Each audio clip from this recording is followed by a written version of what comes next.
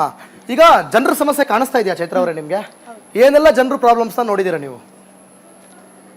Like normal ಆಗಿ corruption ಆಗಿರ್ಬೋದು, ಅಥವಾ ಸೊಸೈಟಿಯಲ್ಲಿ ಒಂದು ಈಕ್ವಾಲಿಟಿ ಇಲ್ಲ, ಮತ್ತು ವಾಟರ್ ಇಶ್ಯೂಸ್ ಆಗಿರಲಿ, ಅಥವಾ ಟ್ರಾನ್ಸ್ಪೋರ್ಟೇಷನ್ ಇಶ್ಯೂಸ್ ಆಗಿರಲಿ, ಆ ಥರ ಈ ಥರ ಇಶ್ಯೂಗಳನ್ನೆಲ್ಲ ನೀವು ರಿಪೋರ್ಟ್ ಮಾಡ್ತೀನಿ ಅಂದರೆ ಯಾವ ಥರ ರಿಪೋರ್ಟ್ ಮಾಡ್ತೀರಾ? ಯಾವ ಥರ ಸರ್ಕಾರಕ್ಕೆ ಬಿಸಿ ಮುಟ್ಟಿಸ್ತೀರಾ?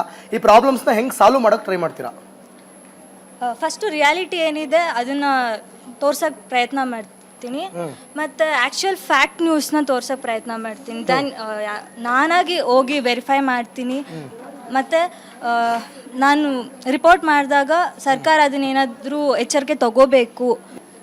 ಯಾವ ರೀತಿ ಆ್ಯಂಕರಿಂಗ್ ಮಾಡಬೇಕು ಅಂದರೆ, ನಾವು ನಮ್ಮ ರಿಪೋರ್ಟಿಂಗ್ ಹೇಗಿರಬೇಕಂದ್ರೆ ಸರ್ಕಾರ ಅದನ್ನು ನೋಡಿ ತಾವು ಒಂದು ಹೆಜ್ಜೆ ಮುನ್ನೋಗಿ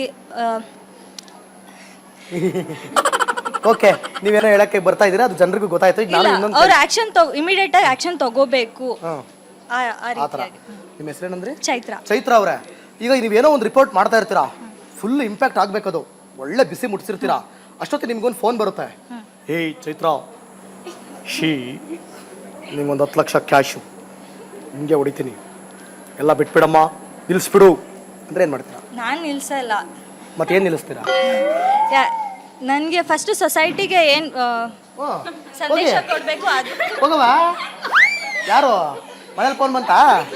ಹೋಗೋ. ಫಸ್ಟ್ ಆಫ್ ಆಲ್ ನನ್ನ ವರ್ಕ್ ನಡೀತಿರುವಾಗ ನಾನು ಯಾವುದೇ ಕಾಲ್ಸ್ ರಿಸೀವ್ ಮಾಡಲ್ಲ. ಆಮೇಲೆ ಬೆದರಿಕೆಗೆಲ್ಲ ನಾನು ಬಗ್ಗಲ್ಲ.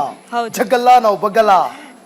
ದುಡ್ಡು ನೋಡಿದ ಕೂಡಲೇ ತಲೆ ಕೆಡಿಸ್ಕೊಳ್ಳಲ್ಲ. ಫಸ್ಟು ಸಮಾಜಕ್ಕೆ ಒಳ್ಳೆ ಸಂದೇಶ ನೀಡೋದು ನಮಗೆ ಮುಖ್ಯ ಅಂತ ಹೇಳ್ತೀರಾ?